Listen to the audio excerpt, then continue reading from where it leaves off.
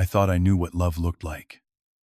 3 years with Amanda and I believed we had built something real.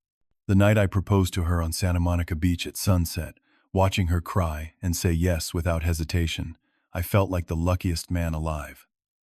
Both our families celebrated with us. The wedding was 3 months away, and everything seemed perfect. But then Amanda started acting strange. She was always on her phone texting someone and hiding the screen whenever I walked by. She would step outside to take calls, saying it was just wedding stress. She looked tired all the time, and I figured planning a wedding was taking its toll on her. Then one evening, she told me she was pregnant. I was overjoyed at first, pulling her into my arms and talking about setting up a nursery. But as the excitement faded, a number kept spinning in my head. We had not been intimate in 2 months because she kept saying she was too exhausted. Amanda said she was 7 weeks along. 7 weeks ago, I had been in Dallas for 3 weeks on a work assignment. Before I tell you what happened next, I want to know where you are watching from. Drop your city or country in the comments below. And if you are ready to hear how my own family turned against me because of one lie, hit that like button and subscribe. Trust me, you will want to see how this ends. Now let me take you back to that night when everything fell apart. I tried to push the doubt out of my mind that first night. When Amanda told me about the pregnancy, I wanted so badly to just be happy. I held her and talked about baby names and how we would turn the spare bedroom into a nursery with pale yellow walls. But the math would not stop running through my head like a broken record. The next morning over coffee, I asked her gently, 7 weeks ago, do you remember I was in Dallas for that project? Her face went pale. She set down her mug too quickly, and coffee sloshed over the rim. I think I miscounted, she said, her voice shaking slightly. Maybe it is 6 weeks, or 8. I'm not sure yet. We should go to the doctor together, I suggested, trying to keep my tone light. They can give us an exact date and make sure everything is okay. Amanda's reaction shocked me. Her eyes filled with tears and her voice rose. You do not trust me. You are already doubting me about our baby. She stood up from the table, nearly knocking over her chair. I cannot believe you would question this. Amanda, I am not questioning anything. I just want to make sure you and the baby are healthy. But she was already walking away, saying she needed space. That night she slept in the guest room. When I tried to talk to her through the door, she told me she felt hurt, that I did not believe her. I lay awake most of the night, staring at the ceiling, and wondering if I was being paranoid, or if my gut was trying to tell me something. The following week was torture. Amanda avoided any conversation about seeing a doctor. Every time I brought it up, she would find a reason to change the subject or accuse me of not trusting her. Meanwhile, she was constantly on her phone. I would walk into a room, and she would quickly put it face down or slip it into her pocket. One night I woke up at 2 in the morning to find her side of the bed empty. I got up and saw light under the bathroom door. When I knocked, I could hear her crying softly. Amanda, are you okay? Can I come in? She opened the door, her eyes red and swollen.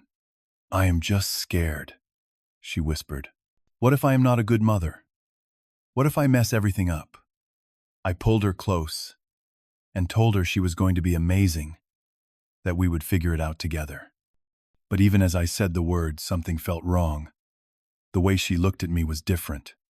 There was guilt in her eyes, or maybe it was fear. I could not tell anymore. A few days later, I stopped at a coffee shop near our apartment to grab lunch. As I was leaving, I literally bumped into someone coming through the door. When I looked up, I recognized him immediately. Tyler, Amanda's ex-boyfriend from college. I had met him once at a party years ago, right before Amanda and I started dating. Pedro, right, he said, extending his hand with a smile that did not quite reach his eyes. Long time no see, Tyler, I replied, shaking his hand. What brings you back to town?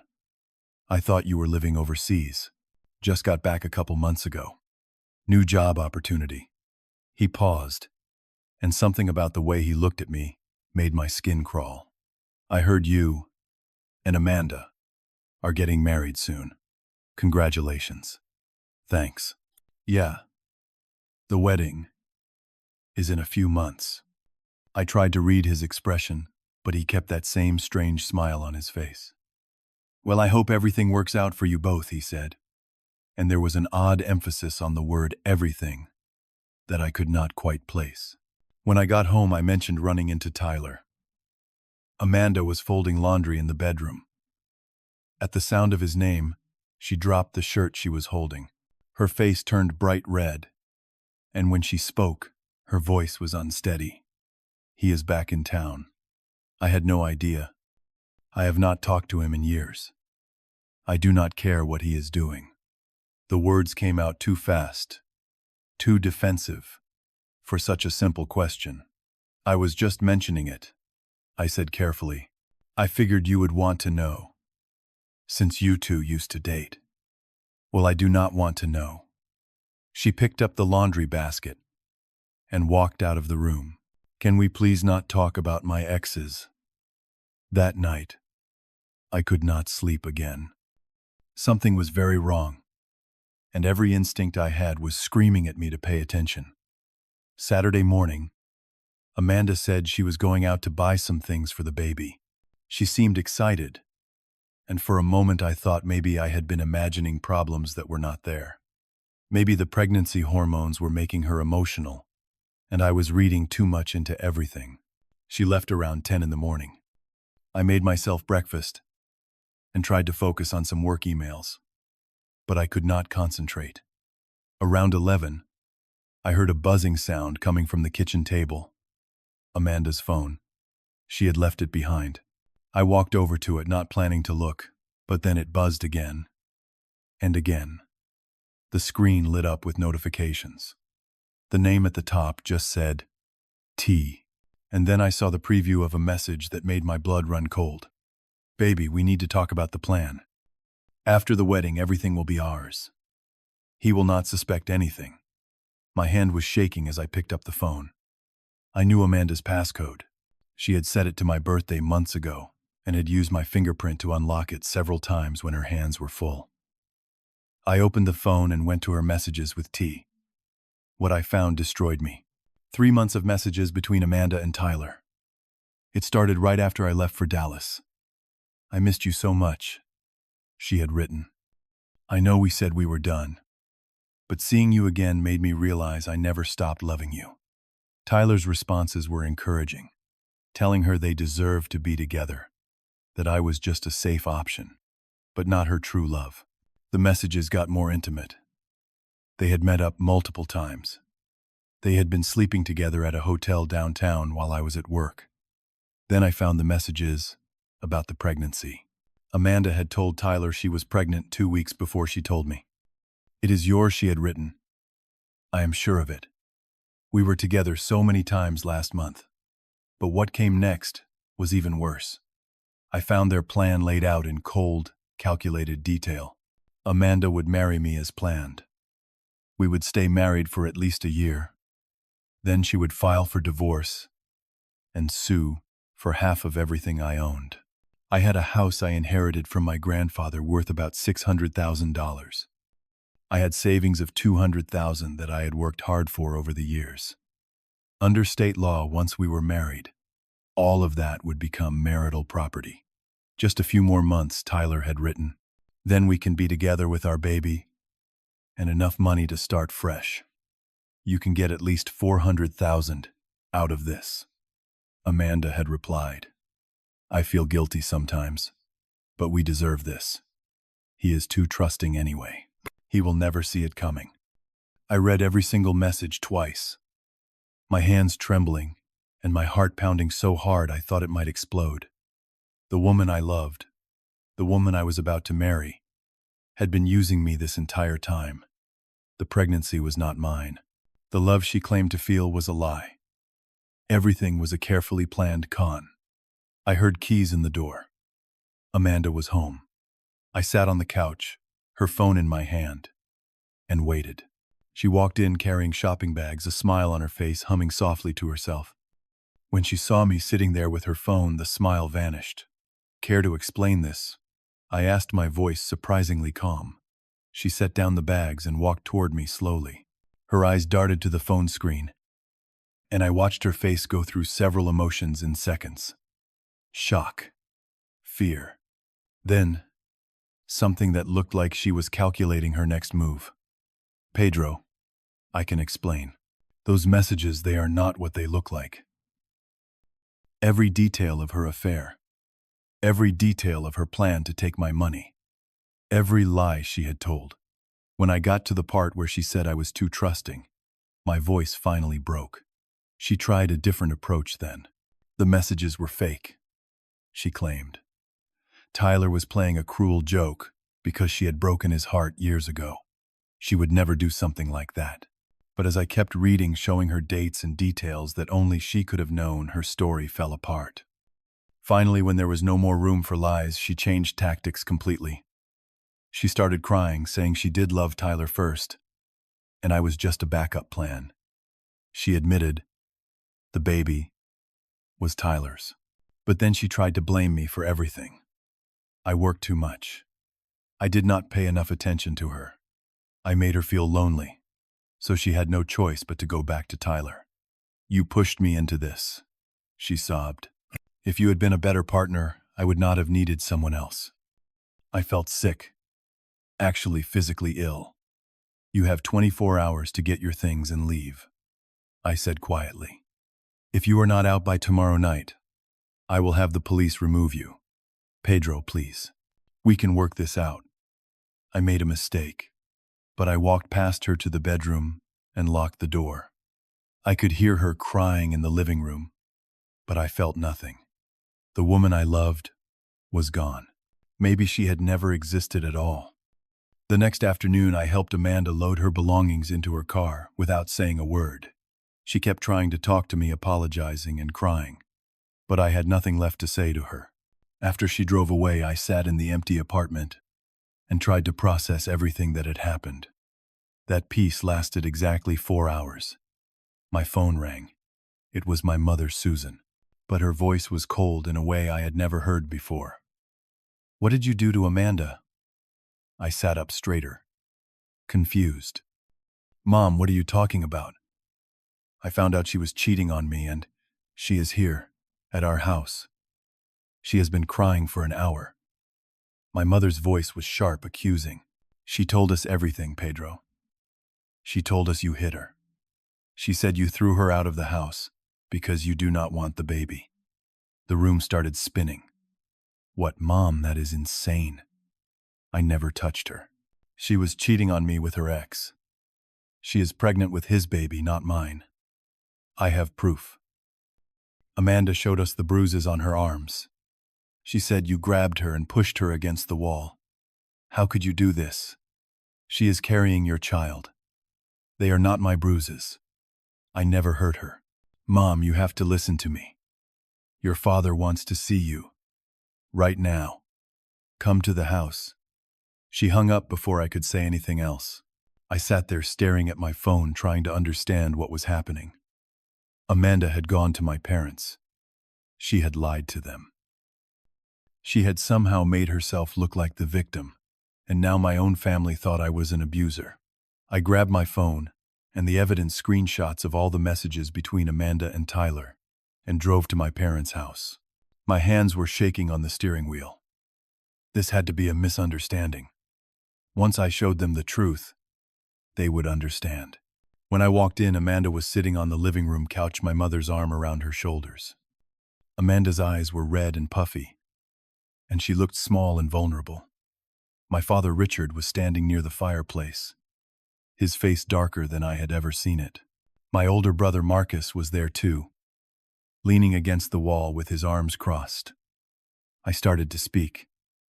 Everyone, please listen to me. I have evidence that. My father cut me off, his voice like thunder. What kind of man are you? Hitting a pregnant woman, your own fiancée. Dad, I did not hit her. I never laid a hand on her. She is lying. If you would just look at my phone. Amanda interrupted, her voice, small and trembling. He is making things up. He hit me and told me I had to get an abortion or leave. He said he did not want to be tied down with a baby. That is not true, I shouted, and I hated how desperate I sounded. Dad, Mom, Marcus, please. Just look at these messages. She was planning this whole thing. She was going to marry me and then divorce me for money. The baby is not even mine. My father took a step toward me, and I could see he was shaking with rage.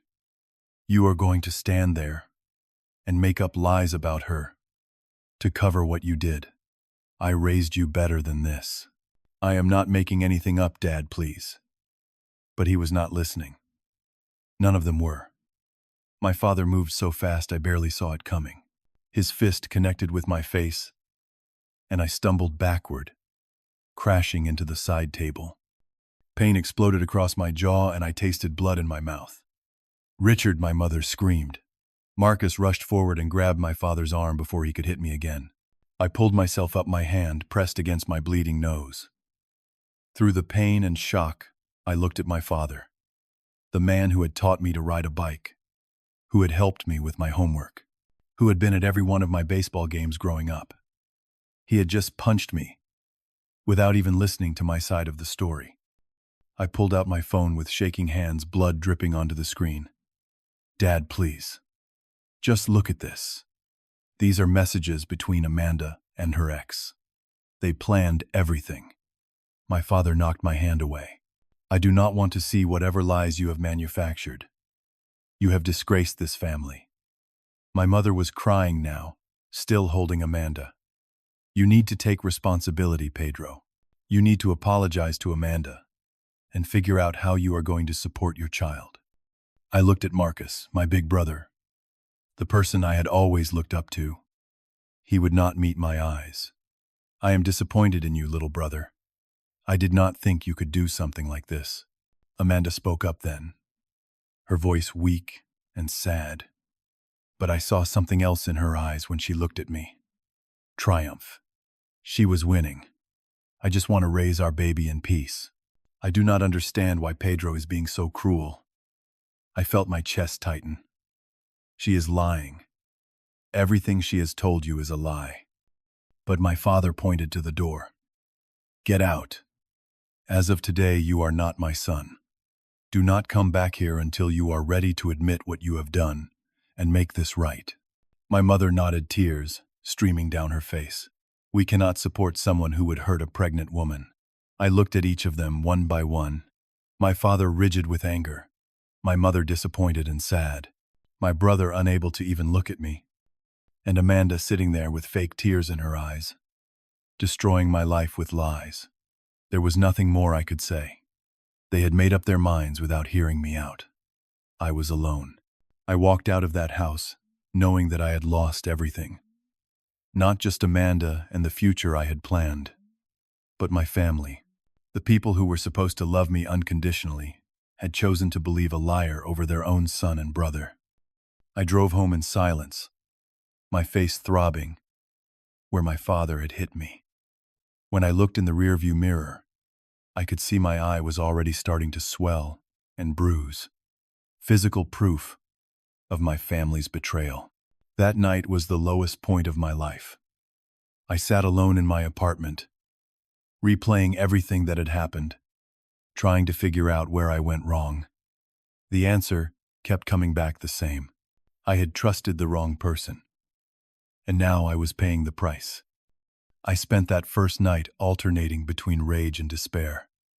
By morning, I knew I had two choices. I could let Amanda win, let her destroy my reputation, and take everything from me. Or I could fight back with the truth. I called Jake, my best friend from college. He had gone to law school and now worked at a firm downtown. When he answered, I could barely get the words out before breaking down and telling him everything that had happened. Bro, this is serious, Jake said after I finished. His usual joking tone was completely gone. But listen to me. You have solid evidence. Those text messages prove everything. But we need to be smart about this. We need more than just screenshots. What do you mean? First, send me all those screenshots right now. I will save them on my secure server.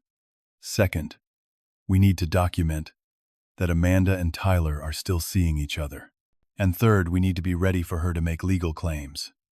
She might try to put you on the birth certificate or sue for child support. How do we prove they are still together? We hire a private investigator. I know someone who is good and discreet. If Amanda and Tyler are still meeting up, we will have photographic evidence. For the first time in 2 days, I felt a small spark of hope. Okay, let us do it. Jake also advised me to document everything. The confrontation at my parents' house. The injury from my father. The timeline of events. The truth is on your side, Pedro. We just have to present it the right way. I hired the investigator Jake, recommended that same day. His name was David, and he looked exactly like what you would expect from someone in his profession.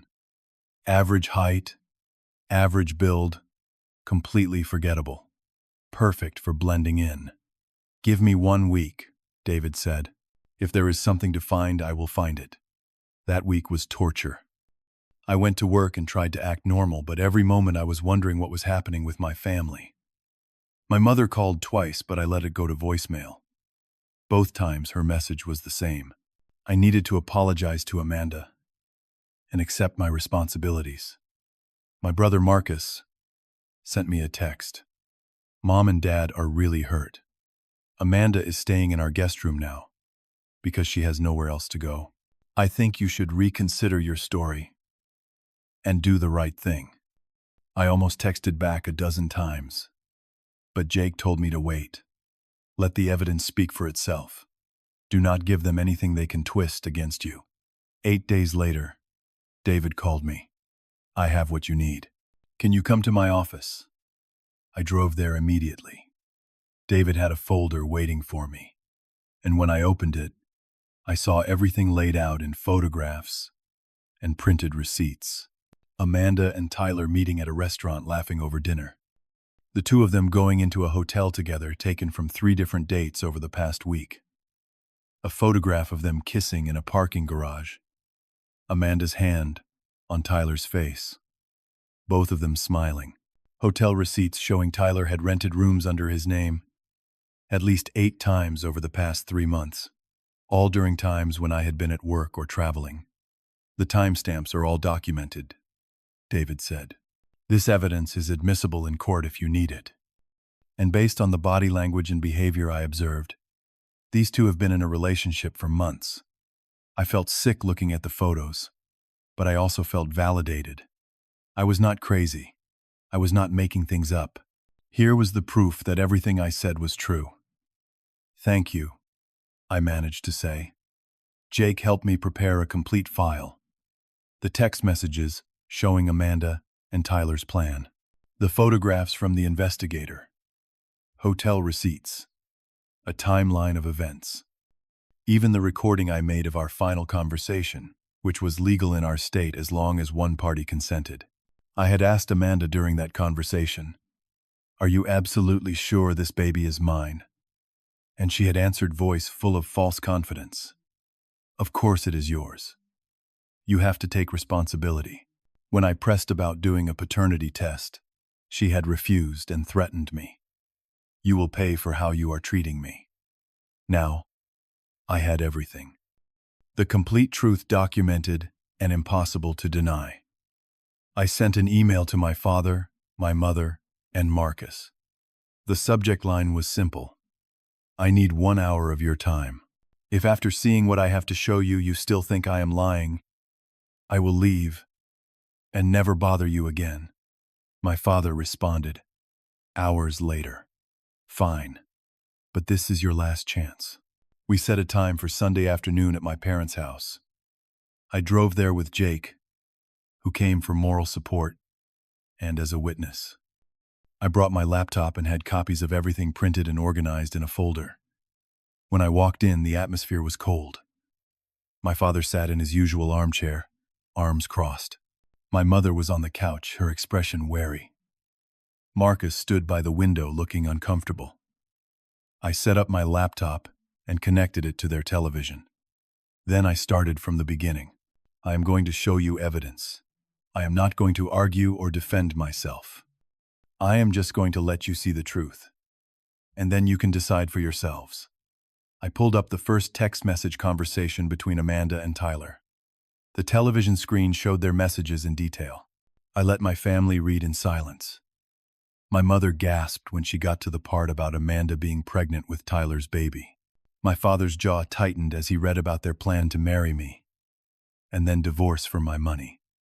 Marcus pushed off from the wall, moving closer to the screen.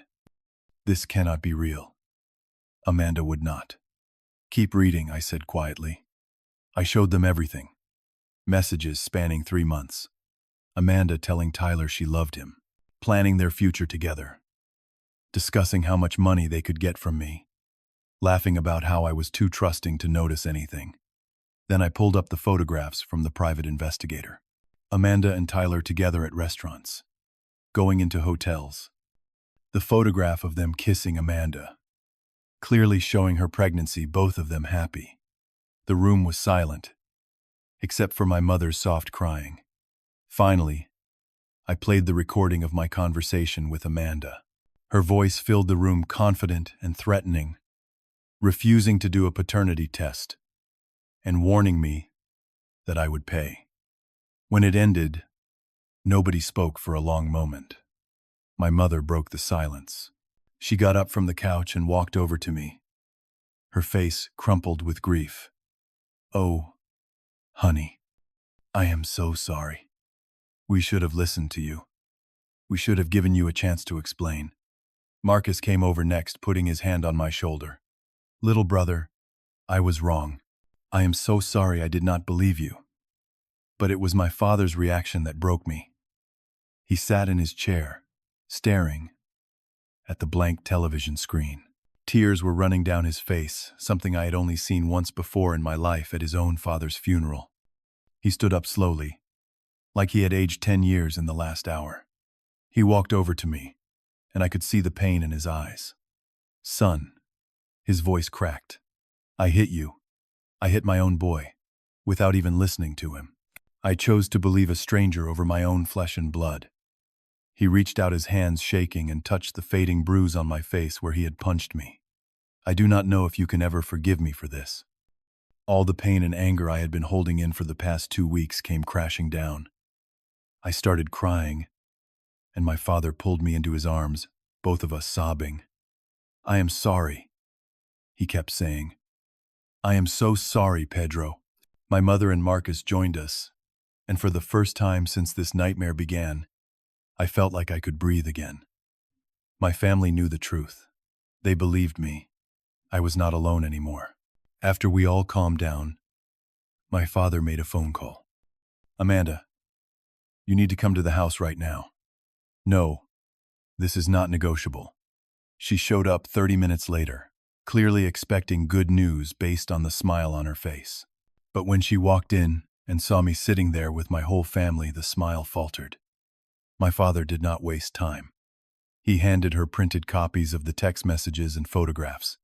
"We know everything. Every lie you told. Every manipulation."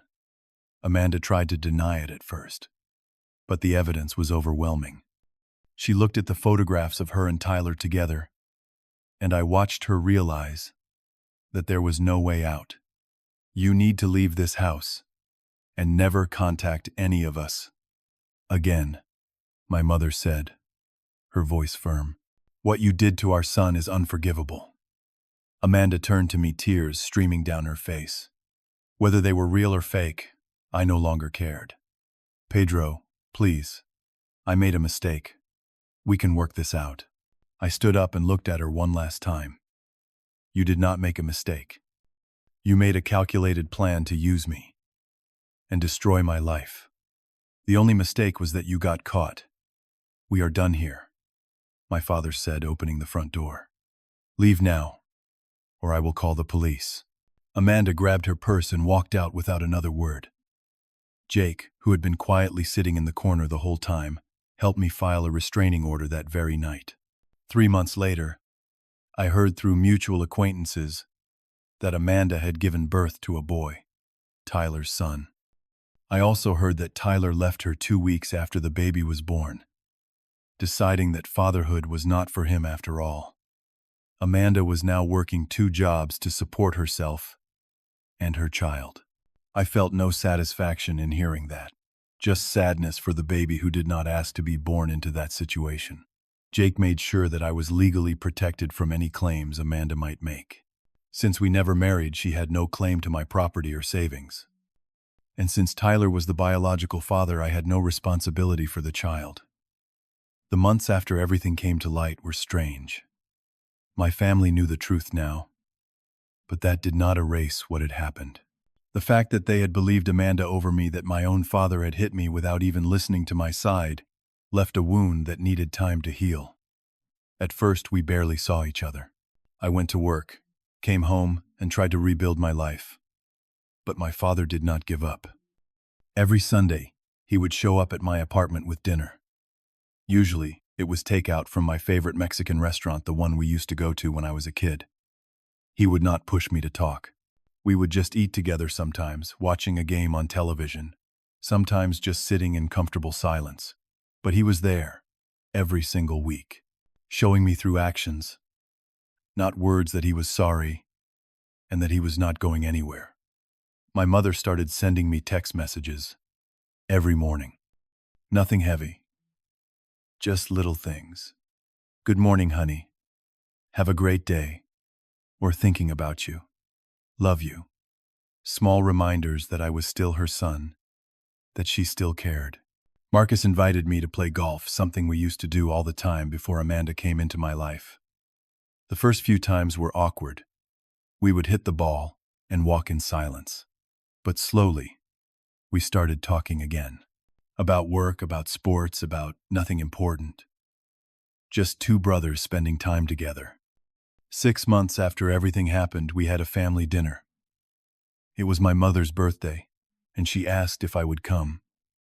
I almost said no. Being all together in that house where everything had fallen apart felt too hard. But something in my mother's voice made me say yes.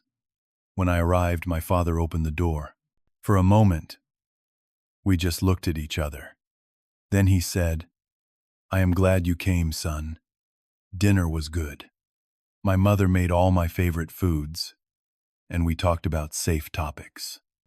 Work sports. A funny story Marcus told about his neighbor. It felt almost normal, almost like the time before Amanda. After dinner, as my mother was cutting her birthday cake, my father cleared his throat. The room got quiet. "I need to say something," he began, his voice rough with emotion. "Pedro, I know I have apologized before, but I do not think you really understand how much I regret what I did. I was your father. My job was to protect you, to believe in you, to always be on your side. And when you needed me most, I failed you. I did not just fail you, I hurt you." He paused, and I could see him struggling to continue. My mother reached over and took his hand. "I let a stranger manipulate me into attacking my own son. I chose her lies over your truth, and I will carry that shame for the rest of my life. I just want you to know that I understand if you cannot fully forgive me, but I will spend every day trying to earn back your trust." The room was silent. I looked at my father, at the genuine pain in his eyes, at the way he was gripping my mother's hand like a lifeline. "Dad," I said slowly, "I am not going to lie and say it does not hurt. What happened that day? You hitting me, all of you choosing her over me. It changed something. I do not look at family the same way anymore. I saw him flinch, but I needed to be honest. But I also understand that Amanda was good at what she did. She manipulated all of us. She knew exactly how to play the victim. And she knew that my family loved me and would be horrified at the thought of me hurting anyone." I took a breath. I am not saying it was okay, but I am saying I understand how it happened. My mother was crying now. Marcus was staring at his plate. The truth is, I continued, I missed you guys. I missed Sunday dinners and stupid arguments about football and Mom's terrible jokes. I missed my family, and life is too short to hold on to anger forever. My father stood up and came around the table. He did not ask permission this time, just pulled me into a hug. Thank you, he whispered. Thank you for giving us another chance. Marcus joined us, and then my mother. And we all stood there in the middle of the dining room, holding on to each other, like we should have done from the beginning. That dinner marked a turning point. We were not the same family we had been before. We could not be. But maybe we were something better. Something that had been broken and put back together stronger in the broken places. I threw myself into work and got promoted to senior project manager. The extra responsibility kept me busy, which was good. It gave me less time to think about everything that had happened. I started going to the gym regularly, not just for physical health, but for mental health too. There was something therapeutic about pushing my body to its limits, about the simple focus required to lift weights or run miles. It cleared my head in a way nothing else could. One of the guys at the gym told me about a support group for people who had been through betrayal in relationships. At first, I thought it sounded ridiculous, sitting in a circle and sharing feelings with strangers. But I was still having trouble sleeping, still having moments where the anger would hit me out of nowhere. So I decided to try it. That group changed my life. Hearing other people's stories, realizing I was not alone in what I had experienced, it helped more than I expected. There was a woman named Jennifer who had been conned by a man who pretended to love her while stealing her identity and ruining her credit. There was a man named Robert whose business partner had embezzled hundreds of thousands of dollars while acting like his best friend. Everyone had their own story of betrayal and survival. We did not just share our pain. We shared our healing. The small victories. The moments when we realized we were going to be okay. The day Jennifer got her credit score back up. The day Robert's business became profitable again. My day was when I realized I had gone a whole week without thinking about Amanda. I learned that forgiveness was not about the other person. It was not about saying what they did was okay. It was about releasing yourself from the prison of anger and hurt. It was about choosing to move forward instead of staying stuck in the past. I was learning to forgive Amanda, not because she deserved it, but because I deserved peace. I was learning to forgive my family, because holding on to that hurt was only damaging me. Most importantly, I was learning to forgive myself for trusting the wrong person, for missing the red flags, for not protecting myself better. One Saturday afternoon, almost a year after everything happened, I found myself back at Santa Monica Beach. I had not been there since the night I proposed to Amanda. For months, I had avoided it, not wanting to relive those memories. But that day, something pulled me there. I walked along the shore, watching the sunset paint the sky in shades of orange and pink. Couples walked past me, holding hands, laughing together. Families played in the sand. Surfers caught the last waves of the day. I sat down in the sand and thought about everything that had happened. The betrayal, the pain, the loss, but also the growth, the lessons, the strength I had discovered in myself that I never knew I had. I thought about my family and how we had almost lost each other, how a lie had nearly destroyed bonds that had taken decades to build. But we had fought our way back. We had chosen each other, even after everything. I thought about trust and how carefully I would guard it going forward. Not everyone deserved my trust. Not everyone earned the right to be close to me, and that was okay. Having boundaries was not being closed off. It was being wise. The sun dipped below the horizon and I stood up, brushing sand off my jeans. I took one last look at the ocean, at the endless waves coming in and going out, constant and unchanging. There was something comforting about that permanence. As I walked back to my car, I realized something important. Amanda had tried to destroy me. She had lied, cheated, manipulated, and stolen. She had turned my own family against me. She had taken so much, but she had not taken everything. She had not taken my integrity. She had not taken my ability to love and trust, even if I was more careful now. She had not taken my future. I was still here, still standing, still moving forward, and that in itself was a victory. My phone buzzed with a text from my father. Barbecue tomorrow at our place. Your mom is making her famous ribs. Do not even think about saying no. I smiled and typed back, I will be there. Life had taught me hard lessons over the past year. Not everyone who says they love you actually does. Not every smile is genuine. Not every promise is kept. People can lie with such conviction that even your own family believes them over you. But I also learned that real love, the kind that actually matters, it survives. It bends, but does not break. It can be wounded, but it heals. My family's love for me had been tested in the worst way possible, and after everything, it was still there. I learned that trust is precious and should be given carefully. That actions speak louder than words. That when someone shows you who they are, believe them the first time. I learned that forgiveness is not weakness. It is strength.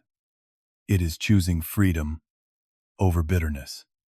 It is refusing to let someone else's actions define the rest of your life.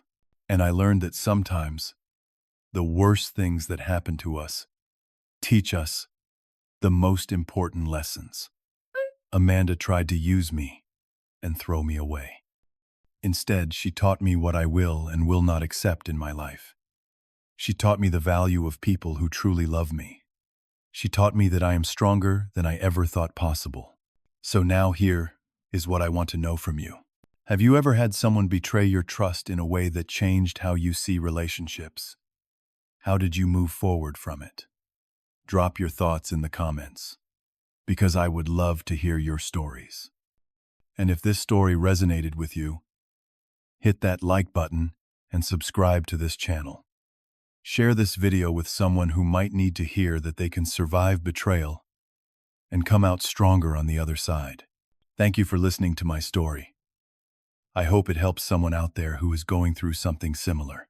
Remember, you are stronger than you think, and you deserve people in your life who choose you, believe you, and stand by you no matter what. Take care of yourselves out there, and I will see you in the next one.